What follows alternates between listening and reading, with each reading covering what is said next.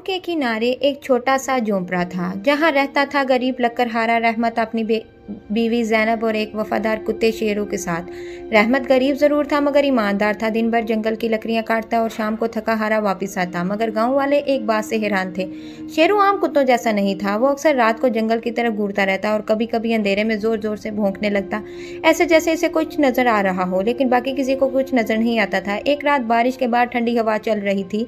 आसमान पर पूरा चांद था। रहमत सो रहा था कि अचानक शेरू जोर जोर से भौंकने लगा। जैनब डरकर उठ गई। रहमत, देखो ना, शेरू फिर शुरू हो गया है। रहमत ने करवट बदली। सोने दो जैनब, शायद जंगली जानवर होगा। लेकिन इसी रात शेरू सिर्फ भौंक नहीं रहा था, वो दरवाजा पंजों से खरोच रहा था जैसे किसी खतरे से खबरदार कर रहा हो। रहमत गुस्से में उठा। बस भी करो शेरू। इसने दरवाजा खोला और अगले ही लम्हे इसकी आंखें खौफ से फैल गईं। दूर जंगल के रस्ते पर 3 साए खड़े थे, काले कपड़ों में, खामोश और सीधा रहमत के घर की तरफ देख रहे थे। रहमत का दिल जोर जोर से धड़कने लगा कि कौन हो तुम। अगले ही लम्हे वो साया अचानक गायब हो गए, जैसे कभी वहां थे ही नहीं। हवा जोर से चलने लगी, दरख्त हिलने लगे और शेरू पागलों की तरह जंगल की तरफ भौंकने लगा। जैनब ताकती आवाज में बोली, मैंने कहा था ना, इस जंगल में कुछ ठीक नहीं। रहमत खामोश था क्योंकि पहली बार इसे भी डर महसूस हुआ था। अगली सुबह पूरे गांव में शोर मचा हुआ था। चौधरी का खजाना चोरी हो गया। लोग भागते हुए हवेली की तरफ जा रहे थे। रहमत भी वहां पहुंचा। चौधरी गुस्से से चीख रहा था, रात 3 डाकू आए थे, सारा सोना ले गए। रहमत के जिस्म में सनसनी दौड़ गई। 3 डाकू, इसे फौरन रात वाले 3 साए याद आए। इतने में शेरू जमीन पर सूंघते हुए अचानक भागा और सीधा जंगल की तरफ निकल गया। शेरू रुको, रहमत इसके पीछे भागा। गांव वाले भी हैरत से देखने लगे। जंगल के अंदर कांटे, अंधेरा और अजीब खामोशी थी। शेरू एक पुराने बगदर के दरख्त के पास जाकर रुक गया। वो जोर जोर से जमीन खोदने लगा। रहमत ने भी हाथ से मिट्टी हटाई और फिर इसकी चीख निकल गई। जमीन के अंदर खून से भरा हुआ एक कपड़ा पड़ा था और साथ चौधरी के खजाने की एक सोने की थैली। आला रहमत के हाथ कांपने लगे। इतने में पीछे से आवाज आई, तो तू चोर है। रहमत ने मुड़कर देखा, पूरा गांव वहां खड़ा था। चौधरी गुस्से से आगे बढ़ा, मैं जानता था गरीब आदमी की नीयत खराब ही होती है। रहमत चीखा, नहीं, मैं बेकसूर हूँ। लेकिन किसी ने इसकी एक न सुनी। 2 आदमियों ने इसे पकड़ लिया। जैनब रोती रही, मेरा शोहर चोर नहीं, लेकिन चौधरी ने हुक्म दिया, इसे कल सुबह पंचायत में सजा दी जाएगी। शेरू जोर जोर से भौंकता रहा जैसे वो कुछ कहना चाहता हो, कोई राज जो अभी सबके सामने छुपा हुआ था। और इसी रात जंगल के अंधेरे में वही 3 साए दोबारा नमूदार हुए। इनमें से एक बोला, कुत्ता अभी जिंदा है। जब तक ये जिंदा है हमारा राज महफूज नहीं। रात गहरी हो चुकी थी। पूरा गांव सो रहा था मगर रहमत के घर के बाहर बंदा शेरू मुसलसल गिरा रहा था। इसकी आंखें जंगल की तरह जमी थी जैसे वो अंधेरे में किसी को देख रहा हो। झोंपड़ी के अंदर रहमत रसीवी से बंधा हुआ था। सुबह पंचायत में इसे चोर साबित होना था। जैनब रोते हुए बोली, मैं जानती हूँ तुम बेकसूर हो। रहमत ने भरी, लेकिन कौन यकीन करेगा। इतने में शेरू अचानक जोर जोर से भौंकने लगा और फिर वो रस्सी तोड़कर जंगल की तरफ दौड़ गया। रहमत चौंक उठा। शेरू कभी ऐसे नहीं भागता। इसी लम्हे झोंपड़ी के पीछे किसी के कदमों की आवाज आई। जैनब खौफ से कांप गई। दरवाजा ऐसा ऐसा खुला और अंदर एक बुरा फकीर दाखिल हुआ। इसकी सफेद दाढ़ी और खौफनाक आंखें थी। वो सीधा रहमत के करीब आया। अगर जिंदा रहना चाहते हो तो आज रात जंगल मत जाना। रहमत हैरान रह गई, आप कौन है? फकीर ने धीमी आवाज में कहा, वो कुत्ता आम कुत्ता नहीं। ये कहकर वो मुड़ा और अंधेरे में गायब हो गया। रहमत के जिस्म में सनसनी दौड़ गई। इसका क्या मतलब था? इसी दौरान जंगल के अंदर शेरू एक खुफिया रास्ते पर भाग रहा था। वो एक पुरानी खंडर नुमा हवेली के सामने जा रुका। अंदर से आवाजें आ रही थी, रहमत को कल सजा मिल जाएगी और खजाना हमेशा के लिए हमारा। शेरू गुस्से से गिराया। दरवाजे के पीछे 3 आदमी बैठे थे, वही 3 साए। अचानक इनमें से एक ने कहा, अगर कुत्ता जिंदा रहा तो सब बर्बाद हो जाएगा। तभी शेरू ने जोर से दरवाजे पर हमला कर दिया। धर्म डाकू घबरा गए। वो यहाँ पहुंच गया है। एक डाकू ने खंजर निकाला है, आज इसका काम खत्म कर दो। शेरू पूरी ताकत से इस पर झपटा। कमरे में चीखें गूंजने लगी और इसी लम्हे झोंपड़ी में बंधा रहमत बेचैन हो गया। इसे लगा जैसे शेरू खतरे में है। वो पूरी ताकत से रस्सियां तोड़ने लगा और इधर जंगल में शेरू एक डाकू के हाथ पर काट चुका था, लेकिन दूसरे डाकू ने खंजर उठाया और पूरी ताकत से शेरू पर वार कर दिया। कुत्ते की दर्दनाक चीख पूरे जंगल में गूंज गई। डाकू हंसने लगे। अब राज हमेशा राज रहेगा। लेकिन अगले ही लम्हे जमीन हिलने लगी, खंडर की दीवारें कांपने लगी और अंधेरे में एक अजीब आवाज गूंजी, वफादारी कभी नहीं मरती। डाकू खौफजदा हो गए। ये आवाज कैसी थी? अचानक शेरू दोबारा उठ खड़ा हुआ। इसकी आंखें सुर्ख हो गई थी और वो पहले से ज्यादा खतरनाक लग रहा था। रात के सन्नाटे में खंडर की दीवारें लड़ रही थी और तीनों डाकू खौफ से पीछे हट रहे थे। इनके सामने खून में लथपथ शेरू खड़ा था। इसकी आंखें सुर्ख अंगारों की तरह चमक रही थी। एक डाकू कांपती आवाज में बोला, ये मर कैसे नहीं रहा? दूसरे ने जल्दी से मशाल उठाई, खत्म कर दो इसे। वो शेरू की तरफ भरा मगर अगले ही लम्हे शेरू बिजली की तरह इस पर चपटा। डाकू को जमीन पर गिर पड़ा। इसके हाथ से खंजर दूर जा गिरा। तीसरा डाकू चीखा, भागो यहाँ से। तीनों अंधेरे में भाग निकले, लेकिन जाते जाते एक ने पलट कर कहा, कल सुबह रहमत मर जाएगा, फिर कोई हमारा कुछ नहीं बिगाड़ सकता। शेरू जख्मी हालत में ज़मीन पर बैठ गया। वो हाँफ रहा था, लेकिन इसकी नज़रें खंडर के एक कोने में जमी हुई थी। वो ऐसा ऐसा वहाँ गया और नीचे से पंजे से ज़मीन खोदने लगा। कुछ ही देर बाद मिट्टी के अंदर एक लोहे का संदूक नजर आया। शेरू ने जोर से भौंकना शुरू कर दिया। इसी वक्त रहमत जंगल में पहुंच चुका था। वो शेरू की आवाज़ सुनते हुए खंडर तक आया और संदूक देखकर हैरान रह गया। ये क्या है? इसने कांपते हाथों से संदूक खोला और अगले ही लम्हे इसके चेहरे का रंग उड़ गया। अंदर सोने के जेवरात, सिक्के और खून से रंगा एक कपड़ा रखा था। साथ ही एक पुराना खत भी लिखा हुआ था। रहमत ने खत खोला। इस पर लिखा था, अगर ये खत किसी को मिले तो समझ लो गांव का असल दुश्मन चौधरी है। रहमत की आंखें हैरत से फैल गई। चौधरी? खत में लिखा था, कई साल पहले चौधरी ने अपने ही भाई को खजाने के लिए कत्ल किया था और सारा इल्जाम एक गरीब आदमी पर डाल दिया था। रहमत के हाथ कांपने लगे। याला! इसी लम्हे पीछे से आवाज आई, तू यहाँ है? रहमत ने मुड़कर देखा। चौधरी अपने आदमियों के साथ खड़ा था। इसके हाथ में बंदूक थी। मैं जानता था तू जरूर यहाँ आएगा। रहमत गुस्से से बोला, ये सब तुमने किया है? चौधरी कहका मारकर हंसा। हाँ, वो कल सुबह पूरा गांव तुझे चोर और कातिल मान लेगा। जैनब भी वहां पहुंच चुकी थी। वो रोते हुए बोली, अल्लाह से डरो चौधरी। चौधरी की आंखें खतरनाक हो चुकी थी।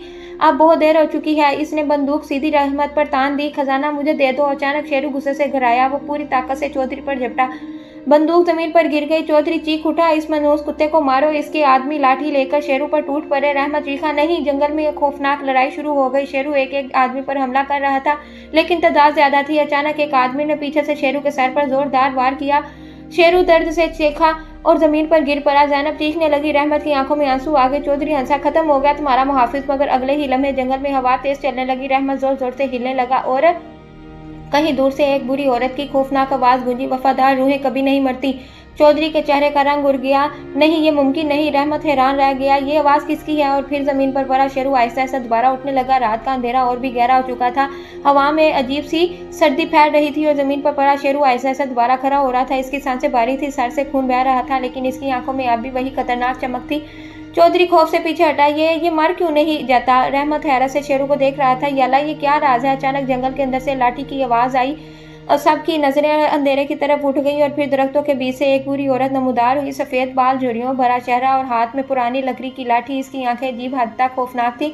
चौधरी के मुंह से बेख्तियार निकला, नहीं। तुम? बुरी औरत आहिस्ता आहिस्ता आगे बढ़ी। बहुत साल बाद मिला है ना मुझे देखकर डर। रहमत हैरान रह गया, आप कौन हैं?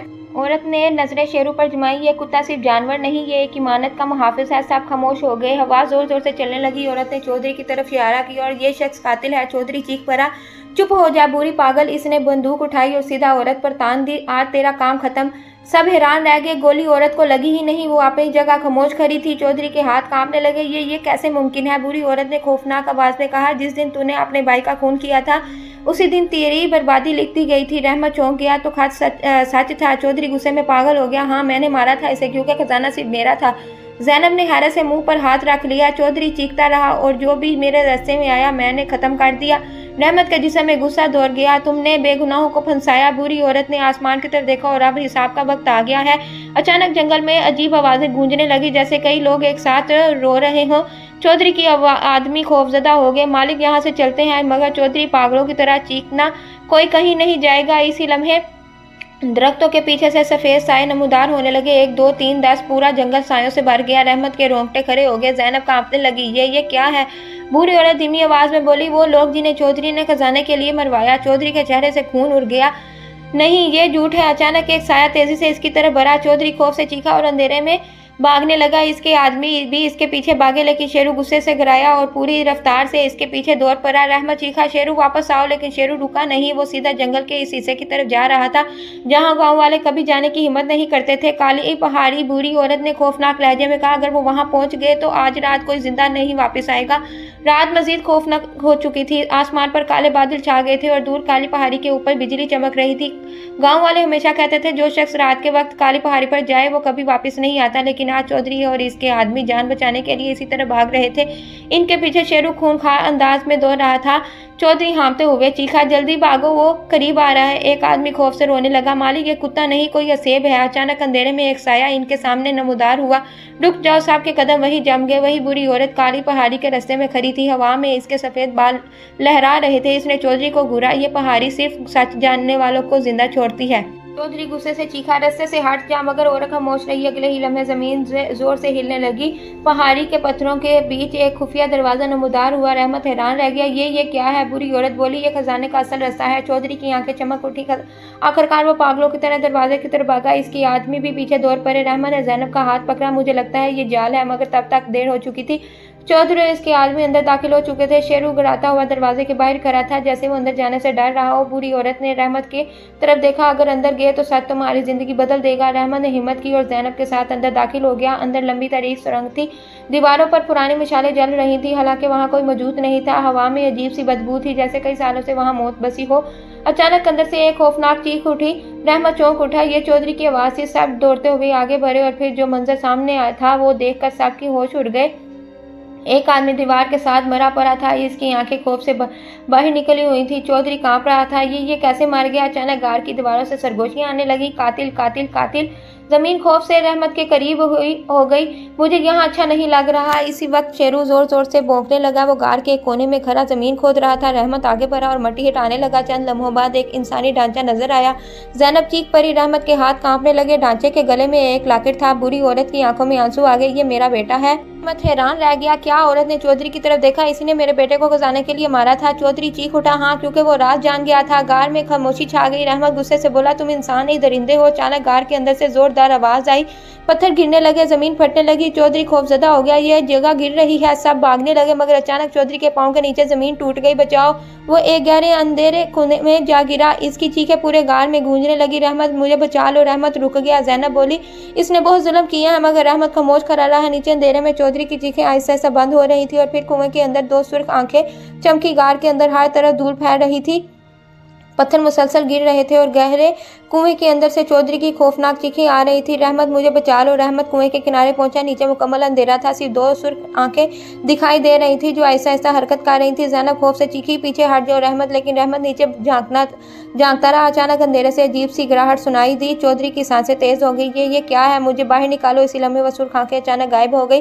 चंद सेकंड खामोशी रही। फिर कुएं के अंदर से एक ऐसी चीख सुनाई दी कि सबके रोंगटे खड़े हो गए और फिर खामोशी, मुकम्मल खामोशी। रहमत के जिस्म में सर्द लहर दौड़ गई। या अल्लाह, बुरी औरत ने धीमी आवाज में कहा, काली पहाड़ी अपने गुनाहों को कभी माफ नहीं करती। इतने में शेरू जोर जोर से भौंकने लगा। वो गार के एक दूसरे रास्ते की तरफ देख रहा था। रहमत ने मिसाल उठाई और आहिस्ता आहिस्ता आगे बढ़ा। वहां एक छोटा सा पथरीला कमरा था। कमरे के दरमियान एक पुराना लकड़ी का संदूक रखा था। संदूक पर अजीब निशानात बने थे। जैनब कांपती आवाज में बोली, यही असल खजाना होगा। रहमत आहिस्ता से आगे बढ़ा और संदूक खोला। संदूक खोलते ही तेज रोशनी निकली। अंदर सोना नहीं था, बल्कि पुराने कागजात और एक खंजर रखा था। रहमत हैरान रह गया। ये क्या है? बुरी औरत की आंखों में आंसू आ गए। ये मेरे शोहर का खंजर है। इसने एक कागज उठाया और पढ़ते ही इसके हाथ कांपने लगे। ये जमीन, ये जंगल सब असल में रहमत के खानदान की मलकियत थी। रहमत चौंक उठा। क्या? औरत ने सर हिलाया। सालों पहले चौधरी के बाप ने धोखे से तुम्हारे दादा को मरवाया और सारी जमीन हथिया ली। रहमत के कदम लड़खड़ा गए। तो मैं? हाँ, औरत बोली, तुम इस गाँव की असल वारिस हो। जैनब हैरत से रहमत को देखने लगी। रहमत खामोश हो गया। इसे अपने करीब दिन याद आने लगे। भूख, जिल्लत, लोगों के ताने और अब अचानक वो सब कुछ बदलने वाला था। अचानक गार के बाहर से कदमों की आवाज आई। सब चौंक गए। शेरू गिराने लगा। रहमत ने विशाल उठाई और फिर अंधेरे से एक जख्मी आदमी बाहर आया। ये चौधरी का वही आदमी था जो पहले भाग गया था। इसके कपड़े खून से भीगे थे। वो हाँफने हुए बोला, वो आ रहा है। रहमत ने हैरत से पूछा, कौन? आदमी खौफ से कांपने लगा। कुएं के अंदर कुछ था। वो इंसान नहीं। वो अचानक इस आदमी का जिस्म हवा में उड़ गया। जैनब चीख पड़ी। रहमत के हाथ से मिसाल गिर गई। अंधेरे में सिर्फ इस आदमी की चीख सुनाई दी, बचाओ! और फिर इसका जिस्म जोर से दीवार से टकराया।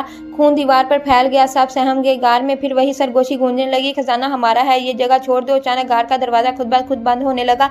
बुरी औरत चीखी, जल्दी भागो वरना हम सब यहीं दफन हो जाएंगे। सब बाहर की तरफ भागे, मगर रास्ते में रहमत ने देखा शेरू गार के अंदर ही खड़ा है। वो बाहर नहीं आ रहा है। शेरू, मगर शेरू बस खामोशी से अंधेरे की तरफ देख रहा था, जैसे वहाँ कोई मौजूद है। और फिर अंधेरे में एक लंबा साया आहिस्ता आहिस्ता शेरू के पीछे नमूदार होने लगा। गार का दरवाजा आहिस्ता आहिस्ता बंद हो रहा था। पत्थर गिर रहे थे और हर तरफ धूल ही धूल फैल चुकी थी। रहमत बाहर निकल चुका था, मगर इसकी नजरें सिर्फ शेरू पर थी। शेरू अब भी गार के अंदर खड़ा था, बल्कि खामोश, बिल्कुल साकत। और इसके पीछे वो साया वो इतना लंबा, आंखें आंख की तरह सुर्ख थी।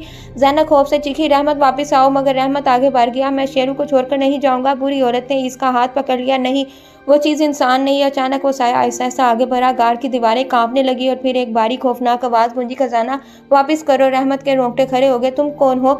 साया खामोश रहा। शेरू गिराया और रहमत के सामने आकर खड़ा हो गया, जैसे वो उसे बचाना चाहता हो।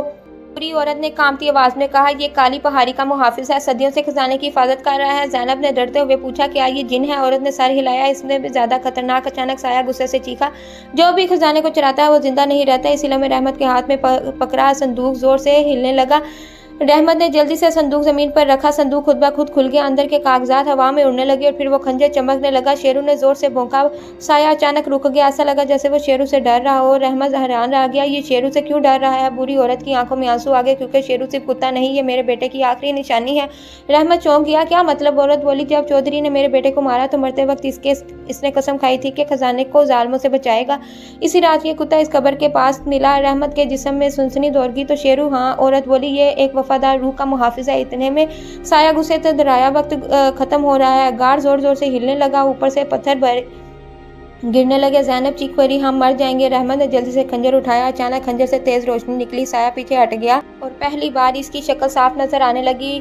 वो कोई जिन नहीं था, बल्कि एक खौफनाक इंसान नुमा मखलूक थी, जिसका पूरा जिस्म जंजीरों में जकड़ा हुआ था। इसकी आंखों में शदीद गुस्सा था। वो धराया, मुझे आज़ाद करो। बुरी औरत खौफ से कांप गई। नहीं, अगर ये आज़ाद हो गया तो पूरा गांव तबाह हो जाएगा। रहमत उलझन में पड़ गया, लेकिन इसे कैद क्यों किया है? औरत ने चीख कर कहा, क्योंकि ये कभी इंसान था और खजाने की लालच में इसने अपनी रूह बेच दी। कार जोर से लड़ने लगा। साया जंजीरों तोड़ने लगा। एक जंजीर टूट गई। जैनब रोने लगी। रहमत कुछ करो। शेरू गुस्से में एक मखलूक पर झपटा। दोनों आपस में टकरा गए और अगले ही लम्हे गार की छत टूटने लगी। रहमत ने खौफ से देखा, एक बहुत बड़ा पत्थर सीधा शेरू की तरफ आ रहा था। शेरू गार के अंदर क़यामत का मंजर था। दीवारें टूट रही थी, जमीन फट रही थी और एक बहुत बड़ा पत्थर सीधा शेरू की तरफ गिर रहा था। शेरू रहमत पूरी ताकत से इसकी तरफ भागा, मगर देर हो चुकी थी। पत्थर जोर से जमीन पर गिरा। गार दूर से बढ़ गई और हर तरफ खामोशी छा गई। जैनब रोते हुए चीखी। शेरू रहमत कांपते हुए हाथों से पत्थर हटाने लगा। इसकी आंखों से आंसू बह रहे थे। नहीं नहीं। चंद लम्हों बाद पत्थरों के नीचे शेरू का पंजा नजर आया। रहमत ने जल्दी से इसे बाहर निकाला। शेरू जख्मी था, इसकी सांसें बहुत हल्की हो चुकी थी। रहमत इसके पास घुटनों के बल बैठ गया। मेरे दोस्त आंखें खोलो। शेरू ने आहिस्ता से आंखें खोली। इसकी नजर रहमत पर जम गई। जैसे वो आखिरी बार अपने मालिक को देख रहा हो। बुरी औरत की आंखों से आंसू बहने लगे। इसने अपनी वफादारी निभा दी। इतने में वो खौफनाक साया दोबारा उठ खड़ा हुआ। अब इसकी आधी जंजीरें टूट चुकी थी। वो गुस्से से धराया, अब कोई मुझे नहीं रोक सकता। गार जोर जोर से हिलने लगा। रहमत ने खंजर मजबूती से पकड़ लिया। मैं तुम्हें बाहर नहीं जाने दूंगा। साया कहकर मारकर हंसा, एक इंसान मुझे रोकेगा? अचानक शेरू ने कमजोर आवाज में गिराया। वो मुश्किल से खड़ा हुआ, रहमत के सामने आकर खड़ा हो गया। रहमत हैरान रह गया। शेरू तुम? बुरी औरत बोली, ये आखिरी बार अपनी ताकत इस्तेमाल करेगा। शेरू ने आसमान की तरफ देखा और जोर से भौंका। इसी लम्हे खंजर से शदीद रोशनी निकलने लगी। पूरा गार सफेद रोशनी से भर गया। साया ठीक उठा नहीं। शेरू पूरी ताकत से इस मखलूक पर झपटा। दोनों टकराते ही गार के अंदर जबरदस्त धमाका हुआ। रहमत और जैनब जमीन पर गिर पड़े। रोशनी इतनी तेज थी कि किसी को कुछ दिखाई नहीं दे रहा था। चंद लम्हों बाद सब खामोश हो गया। हवा रुक गई, जमीन हिलना बंद हो गई। रहमत ने आहिस्ता से आंखें खोली। गार अब मुकम्मल पुरसुकून था। वो खौफनाक साया गायब हो चुका था। टूटी हुई जंजीरें जमीन पर पड़ी थी और सामने शेरू खामोश पड़ा था। रहमत का दिल बैठ गया। वो भागकर इसके पास आया। शेरू उठो, लेकिन शेरू अब हरकत नहीं कर रहा था। जैनब रोने लगी। बुरी औरत आसमान की तरफ देखकर बोली, वफादार रूह आजाद हो गई। रहमत टूट चुका था। इसने शेरू को गले लगा लिया। तुम सिर्फ कुत्ता नहीं थे, तुम मेरे भाई थे। इसी लम्हे गार के ऊपर से सूरज की पहली रोशनी अंदर आई और हैरतअंगेज तौर पर शेरू के जिस्म से हल्की सफेद रोशनी निकलने लगी। रहमत हैरत से देखने लगा। रोशनी ऐसा ऐसा एक नौजवान लड़के की शक्ल में बदल गई। वही लड़का जिसे चौधरी ने सालों पहले मारा था। वो मुस्कुराया, मेरी माँ का ख्याल रखना। बुरी औरत फूट फूट कर रोने लगी। मेरे बेटे। लड़के ने रहमत की तरफ देखा। तुमने लालच नहीं, इंसानियत चुनी। अब ये गाँव तुम्हारा है। ये कहकर वो रोशनी आसमान में गायब हो गई। रहमत खामोश खड़ा रहा। इसकी आंखों में आंसू थे। चंद दिन बाद पूरा गांव चौधरी के जुल्म की हकीकत जान चुका था। रहमत को गांव का नया सरदार बना दिया गया। इसने सबसे पहले गरीबों में जमीन तकसीम की और काली पहाड़ी के पास एक छोटी सी कब्र बनवाई, जिस पर लिखा था, वफादारी कभी नहीं मरती। हर रात लोग कहते थे, इस कब्र के पास एक सफेद कुत्ता बैठा नजर आता है, जो खामोशी से पूरे गाँव की हिफाजत करता है। और अगर कभी रात को जंगल से भौंकने की आवाज़ आए तो लोग समझ जाते शेरू आज भी अपने वादे पर कायम है। उम्मीद है कि आपको कहानी अच्छी लगी होगी। इसको लाइक शेयर ज़रूर करो, ज़्यादा से ज़्यादा लोगों तक इसको शेयर करें और हमारे चैनल को सब्सक्राइब किए बिना ना रहे। शुक्रिया। सब्सक्राइब करना ना भूलें। शुक्रिया। मिलते हैं नेक्स्ट वीडियो में, तब तक